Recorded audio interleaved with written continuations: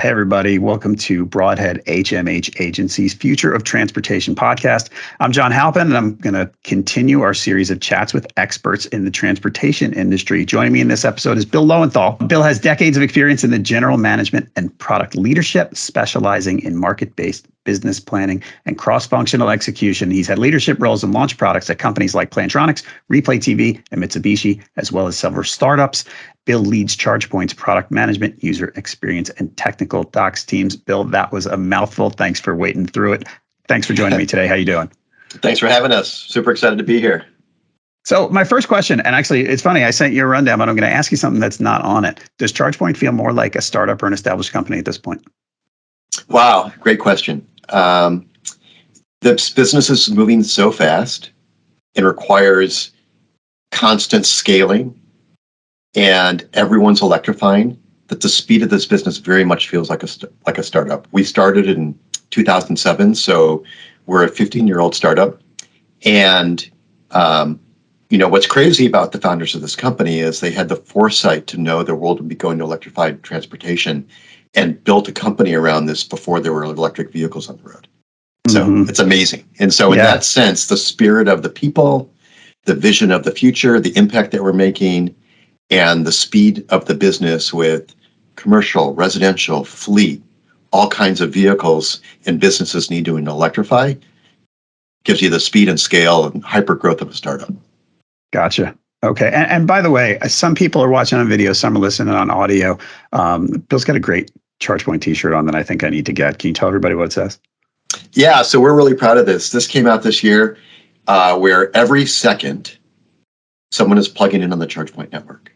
Nice. And so the scale of this, people don't realize the speed and scale and the pervasiveness of charging, because I think one of the myths, and it's probably on your rundown list of questions, is, for people that don't drive electric yet, and they will be, their question is, well, where are all the chargers? Mm-hmm. And what's great about charging is the car fuels where it's parked. So it's not on street corners that you're driving by that we're accustomed to in the old way. Mm-hmm. It's at all the places that you don't realize it. It's at your workplace, at your favorite retailer, in your library, at the gym, at the movie theater, in your multifamily apartment building. And it's like charging your cell phone. And so the mindset, and hopefully your listeners, because it's all about transportation, understand this, but until you drive electric, you don't get that. Yeah. And so every second, someone plugs in on the charging network, on the ChargePoint network. So that shows you how pervasive it is. Awesome. Okay. So when you launch products now, you're not a marketer, right? Everybody's sort of, you have to market, you're marketing to someone and helping the marketers market. You worked at companies, I read the companies that you worked for, let's say Plantronics. If you were there and you launch a headset, well, people know what the headset is. People want to charge it. Like, is it different with the learning curve that people have with the products you're launching at ChargePoint? Well, what is the product is, I think, something that is, if you go through my career, actually, and I've done digital video recorders and I've done workplace communications, I've done a bunch of other things that are typically pretty early in the market. And that's why ChargePoint's interesting in that regard. So you have to go back to what the product is. So when we're launching something at ChargePoint, it's part of something bigger. And what people, maybe just to orient the audience first, who is and what is ChargePoint might be useful. So we are a technology company that provides charging stations, charging software solutions, and other services to hosts that are typically businesses that want to offer charging to their constituencies. We also offer to drivers a free mobile app that collects and shows all those available chargers to those drivers of where they can charge. So our customers in the commercial zone would be workplaces or retailers or movie theaters, like I mentioned, and they want to offer charging to complement their business. So in a retail example, retailers basically want to have attract and retain consumers. So they're offering charging not to sell electrons, but to offer the consumer a benefit. Maybe they're part of the loyalty program, because there's more margin in them for a $7 cheesecake than there is in a $7 charging session. And so we're offering all the software capabilities Yep. to operate for that host the rules that they would like to operate that station under.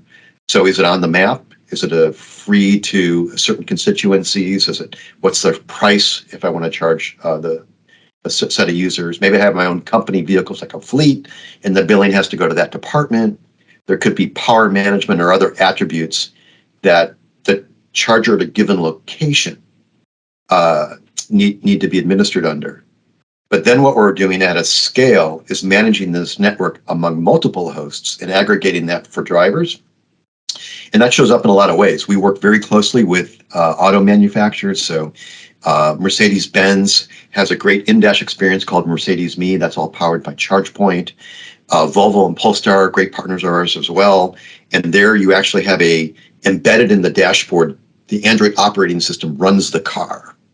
And we're embedded into that, and that aggregates, again, all the ChargePoint places, network that we have on available in North America and Canada and Europe, and shows all the places you can charge, as well as the places that your ChargePoint credentials work with other networks. So in North America, for example, EVgo is a very popular network, Flow is a popular network.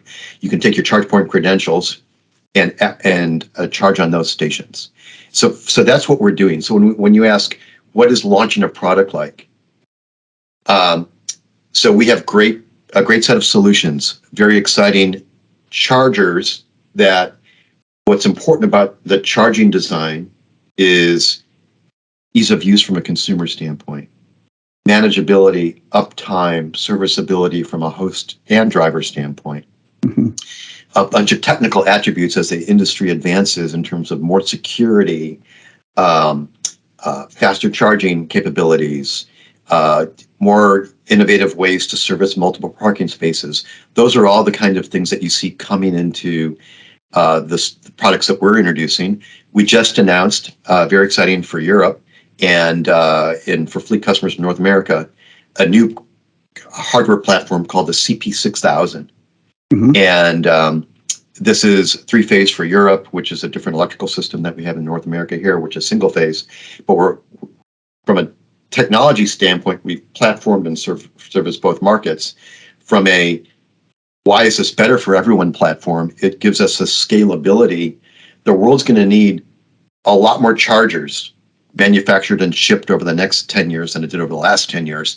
So we've designed this for super high scale manufacturing, leveraging global supply chains, very modular. It's designed to service so components go into multiple array of our chargers, but also aid serviceability, manufacturability, things like that.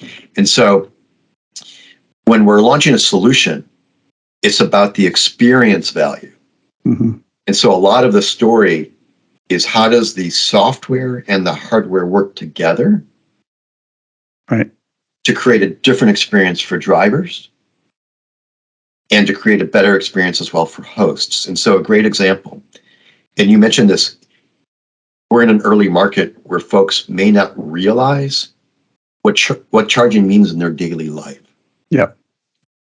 And so the approach at ChargePoint has been, we very much design the head-to-head solution, end-to-end solution from the charger itself to the embedded software in that charger that talks to our cloud to the mobile app in my mobile phone in my hand here. And what that means is we can do some unique things to create a better experience for the driver. So in my mobile phone, which I turned off so it wouldn't ring during our conversation. Thank you. We've embedded the RFID card. So I can actually go to the front of a station, just tap this. That authenticates the station, unlocks the holster. I can plug it in and go on to my day. And so we're doing things like that to make it real seamless and easy. And those are the kind of things in an early market, people don't realize how it works, how to make it easy. And at ChargePoint, we're bringing all these things together to make it super simple. Gotcha. Okay. So how do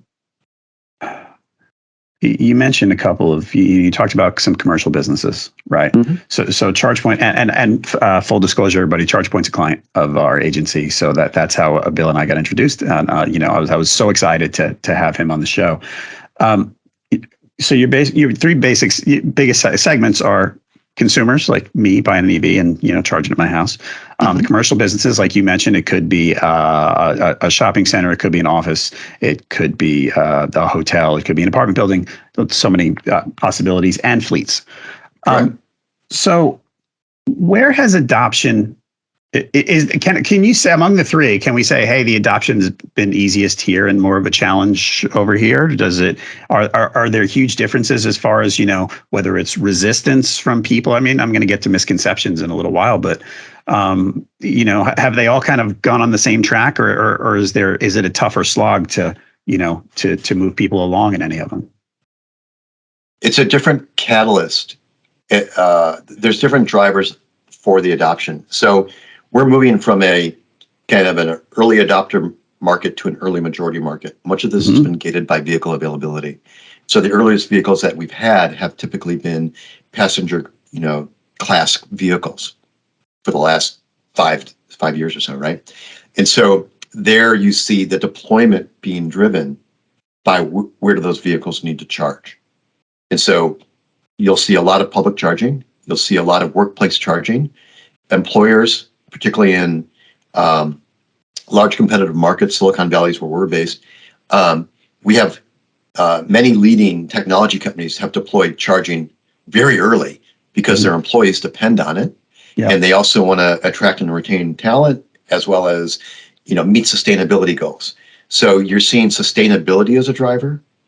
You're seeing attracting and retaining your constituency, tenants, employees, consumers. You're seeing automotive OEMs have been a key partner for us to drive deployments. So they've been a key catalyst in terms of getting their dealerships to electrify. Offering home charging programs, which the ChargePoint Home Flex, which is a great home charger. We sell it direct, but we also sell it through partners. And that's a flexible amperage from 16 to 50 amps. It works with all types of vehicles. Goes in the home. It's the size of a piece of paper. It's a very elegant product. But so it's kind of driven in that fashion. And so one way I frame this, and it's a little stark, I guess. There is folks that want to electrify, and there's folks that have to electrify. Yeah. And so the folks that want to, if you're a consumer and you've gone in and you're enjoying the thrill of driving an EV, which is great if you are a car fanatic, and it's great if you care about the environment, and it's great if you care about your wallet. There's all these great benefits to driving electric. And it's so convenient because you leave every morning with a full battery, so you're not stopping on your way. You're not going somewhere to go somewhere. And so you're a want-to. Mm-hmm. These businesses I described, I want to attract and retain people to my establishment, are want-tos.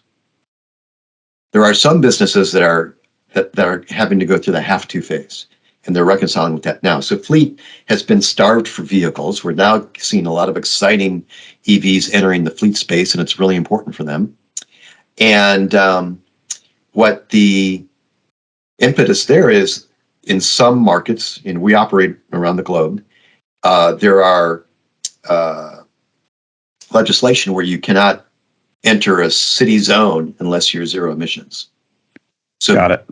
Fleets are being forced to electrify to continue their operations of delivering people or packages. So on that, one of our recent guests, I forget who it was, basically said that because let's say in cities in Europe that you can't enter the city zone, right? That's right.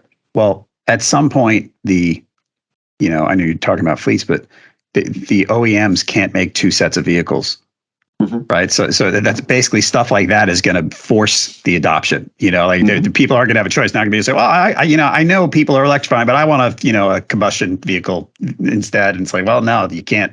It's not going to work because the car company's not going to make it, or the truck company's not going to make it. Well, and so our CEO, Pat Romano, he's very prescient. And you have to be to build a business like this. Yeah. and you know, in a decade and a half or so, we're going to start to get gas anxiety. People talk about range anxiety, but you have this, classic car that you love, your 67 Mustang. Mm-hmm. Well, you're going to have to be more mindful of where you're going to refuel that vehicle if it's a petrol vehicle. Yeah. Come 2040, right? Yep. Absolutely. Okay. Yeah. Because now that's that gets us into. I wanted to ask about misconceptions, and I think the biggest, I don't know if the misconception is definitely a concern. People think, consumers thinking about converting to an EV, and they worry about range. Like, oh, well, I'm going to have to charge my car all the time. I can't go to work and back because I don't think I'll have enough. And then we know that's not true. Maybe on a long trip, it can be an issue if you don't plan. But what do you think? And I know that's a leading question, of course, but what do you think are the most common misconceptions? It could be among consumers, it could be among businesses, fleets, whatever it might be. There's not enough charging, because I'm used to looking and scanning with my eyeballs when I go to a street corner to look for a place to fuel, and I don't see a charger, so they must not exist. But that's myth number one. Yeah. So you actually use, your mobile phone, pull up the ChargePoint app. It's free. You can get it from the Android or the Google Play and the Apple app stores, and you can see the map for yourself of where the chargers are. And those are just the public ones. Mm-hmm. In addition to that, you may be associated with a business or a place where you live that has chargers that are not on that map. So there's more chargers than people realize. So that's one. And they're not in the places that you would see. They're in the back of your favorite parking lot, your library, Right. your multifamily property, your workplace. And there'll be more. And there's great catalysts happening from utility companies to other grants and incentives that are going to propagate more chargers. So that's myth number one. Myth number two is, well, I'm going to use it just like I use my gas vehicle. It means I'm going to drive it to empty, and then I'll look for a place to charge. Mm-mm. Right. That's not the way it works. So it's like your cell phone. You tend to, go to work, maybe you plug it in, get in your car, you're plugging it in, get home, you're plugging it in, or you're on a wireless charger, whatever it is. And so it's similar with electric vehicles. And so maybe I leave my home and I happen to have a home charger, great. If I'm at work and there's an available spot, I'll plug in, but it's not necessary. Right. But it's helpful if it is available. Maybe I only have something at work. So we do know that people who have charging at home or charging at work have a much higher impetus, 6x more likelihood to get an EV, because they know it will fit in their life. And once they have that, they realize what the charging top-off model is like. It's not a fill-up model, it's a top-off model. Of course, so that's 80% of your fuel is onboarded where you live or where you work. Got it. Okay. Of course, you want to go to the mountains or the beaches on the weekend, and that's a longer ride. Well, first of all, the batteries are getting much bigger. So 250s on the low side now of miles of range. And there's oftentimes available chargers, because not only does your car need to fuel, but you often need to take a break in that ride anyways. And so there's more and more of those high-speed chargers that we're very active in helping hosts deploy. So we have a great partnership, for example, with Starbucks and Volvo. Okay. And folks can Google it and see we've got Starbucks deploying across a number of their locations in the Northwest. I think it's 15 different sites, but the specifics are on our website. And so they're recognizing that as people make this journey, sure, they want to stop for a coffee, walk their dog, and fuel their vehicle. And so those kind of business partners are seeing that opportunity to be part of the new fueling network, which is the way that people will, will participate in this whole experience together. So that's a great partner to have. Okay. So now you talked about it being more prevalent in the Northwest place, like you talked about Starbucks. Well, that's in the Starbucks case, yeah. Right. Yes. Yeah. It could be many. So I was looking at your app a few weeks ago. I have a client. I'm in Charlotte, North Carolina. I have a client in Wilmington, which is out at the beach. It's about 175 miles. And I looked and I kind of went, if I had, I mean, I don't need a charge at a 175-mile trip. I don't have an EV yet, by the way. I'm shopping. But Yet's the operative word. yeah, exactly. I'm going to test drive one next weekend. Cool. So there's not many along the way on Route 74. But over the next 5 years, I'm going to see them start to pop up more, right? Yes, Because it's yes. a little bit of a rural area, but I mean, infrastructure bill, things like that. I mean, the population of chargers is just going to just blow up, right? Mm-hmm. That's exactly right. And so we're very active with a variety of hosts that want to participate with the infrastructure bill funding. And there, what we provide is high-speed chargers, that software that manages that experience, other services to help that host have a very simple experience to offer this capability. And what's important for that host is to tie it into their business goals. So whether it's a loyalty program, what's branding for their business, all those things go hand in hand. So we have a great set of, whether it's fast food, lodging, quick serve restaurants, retailers, all participating in terms of how in their specific sites and locations it's practical for them to deploy charging. And we help them through that whole journey. So in those locations that you talked about, those, let's say, retail and things like that, are they up to, like, what is a typical, and typical is a tough word because you never know, but are those things being used to, like, if some shopping center near me has 4 chargers, are you finding that those are, they're sort of, jam-packed with use, or do people still charge at home and kind of drive 5 miles to the store and go, oh, I'm charged already? Like, are they using them a lot is what I'm saying or asking? I think it's very location dependent. Mm-hmm.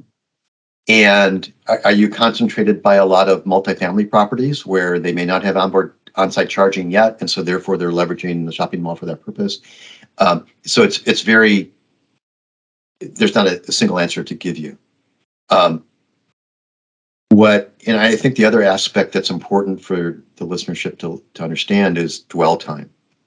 Mm-hmm. So everyone thinks they need, back to your myths, everyone thinks they need fast charging. They really don't. Mm-hmm. And so what you really want to do is match the charging speed to the duration of the stay of that constituency.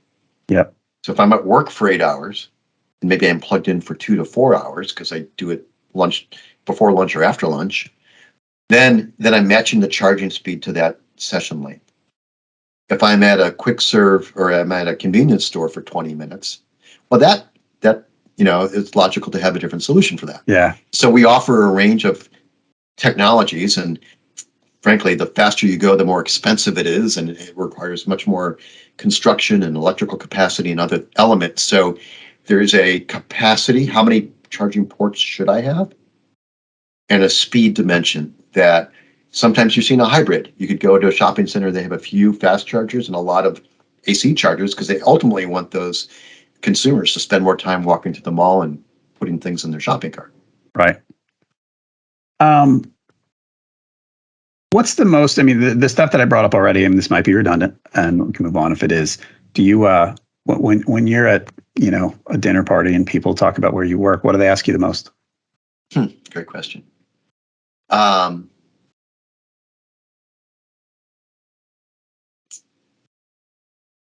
They mostly ask me about the cars. Okay. What they should get? Yeah. Okay. So you're the expert in that now too, because of where you work. So you have to be the car expert. Yeah. And so the charging thing, it is, it's assumed that it's easy and available and prevalent. So, where are the chargers? All the same questions you asked before, but oftentimes it's like, what are the next exciting cars coming out? Mm-hmm. And that's getting harder to answer because there's so many exciting vehicles. And so I think we're at the stage of the industry where all vehicle classes and sizes are coming to in a price point that's more inclusive. And so the various needs of the public are going to be met with an array of vehicles as well as on the business side.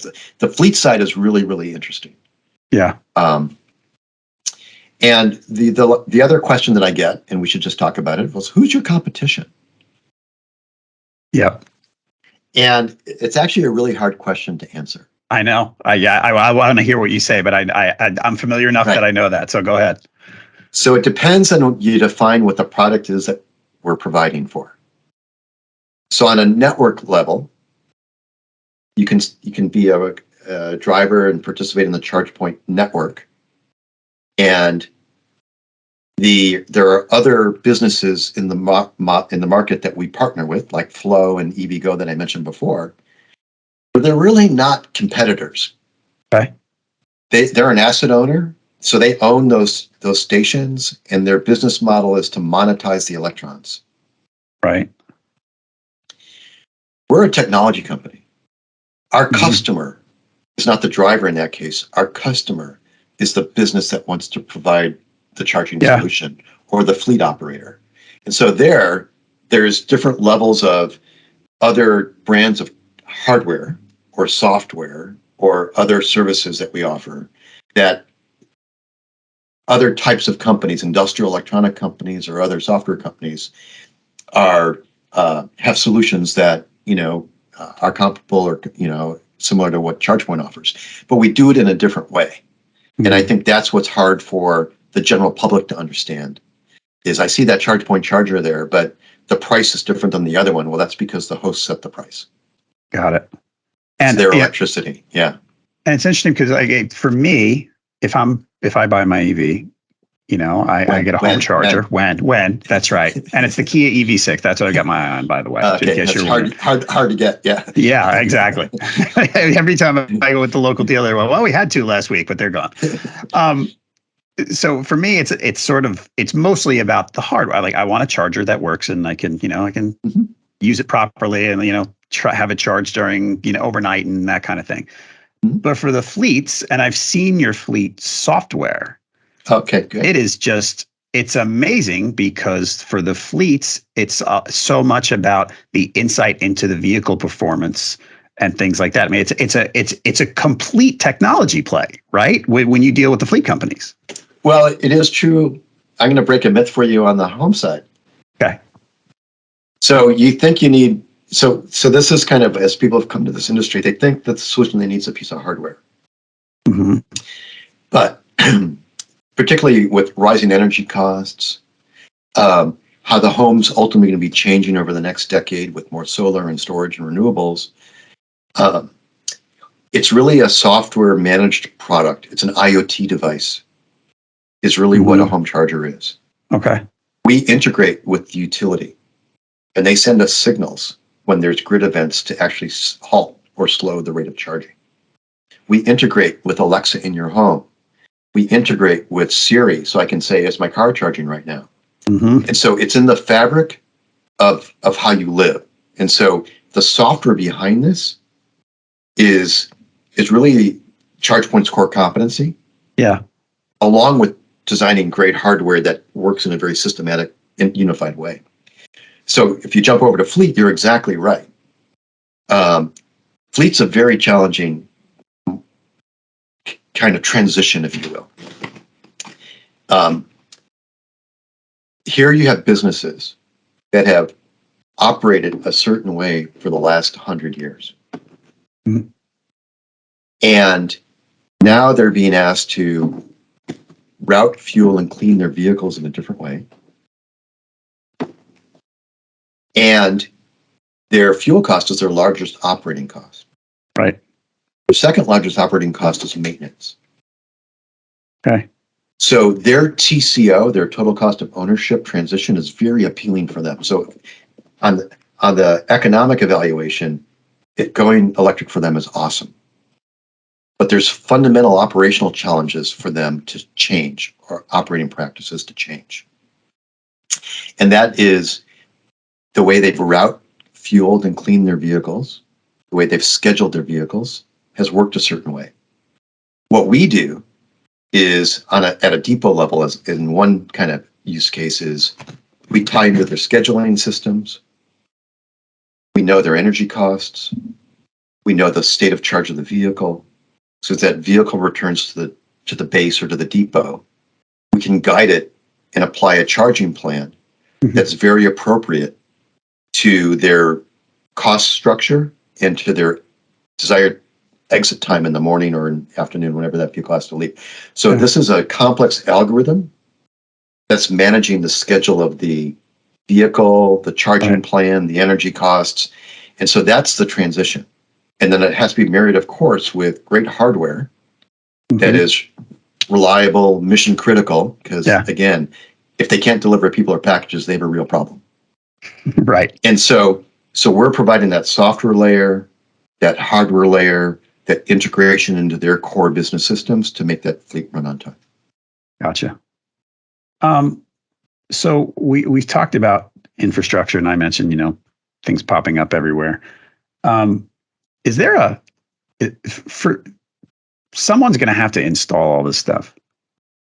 Is there a learning curve for a workforce that we need to undertake? Like, is that a small issue or something we really need to consider?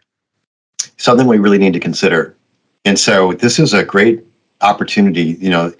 Climate change, clean energy is in a really critical sector for the next, decades in front of us, right? We must do this. And this is a great opportunity for various trades to participate.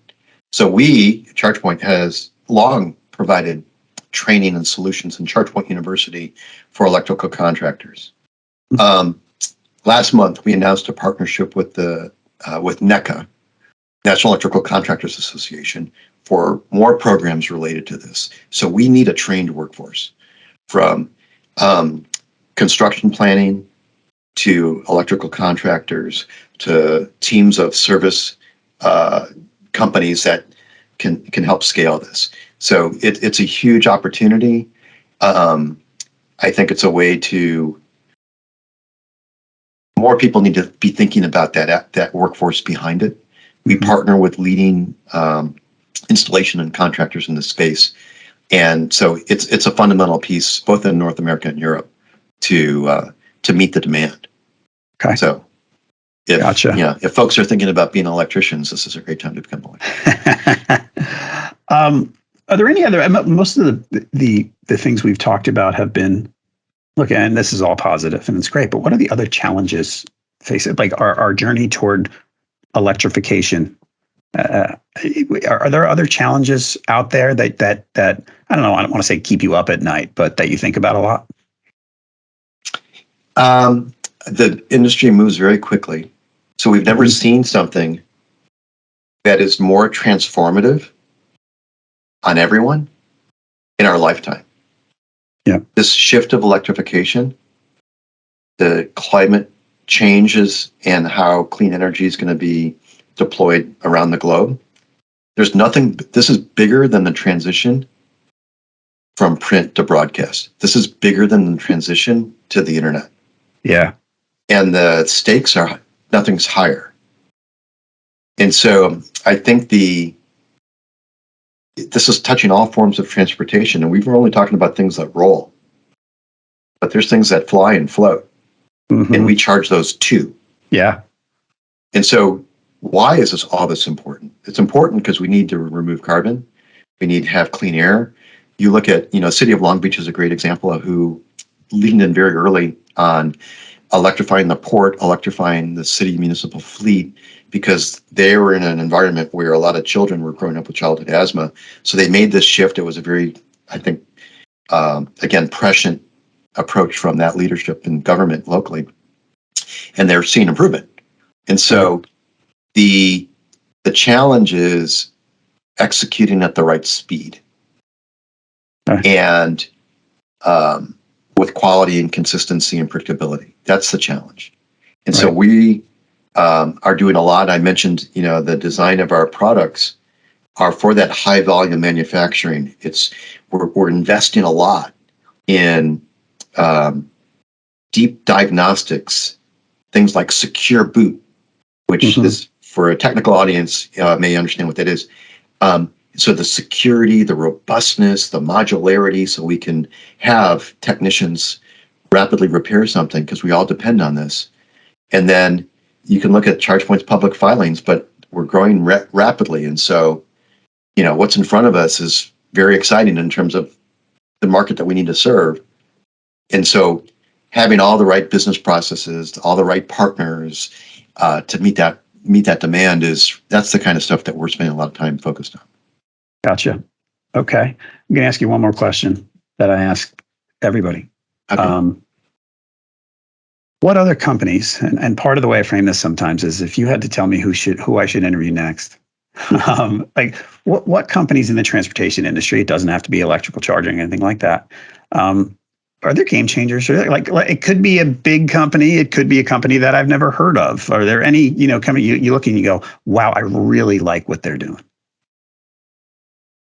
I think there is, when you look at delivery, and you look at the little boxes that we get each day and the big trucks that have to deliver it, there's going to be a lot of disruption to how goods and services get to us. So I think there's it way out in front of us. The eVTOL space is very interesting. Yep. So there's companies like Skydio that would be probably interesting for you guys to talk to. And so, because they're doing things in which, how can you have unmanned aircrafts deliver things, whether it's for consumers or for businesses or for, you go back to Delaware in a rural area and you need to get medical supplies there very quickly for an issue. So I think that's one dimension to this. I think there's, when we look beyond North America and Europe, there's other forms of transportation that are electrifying.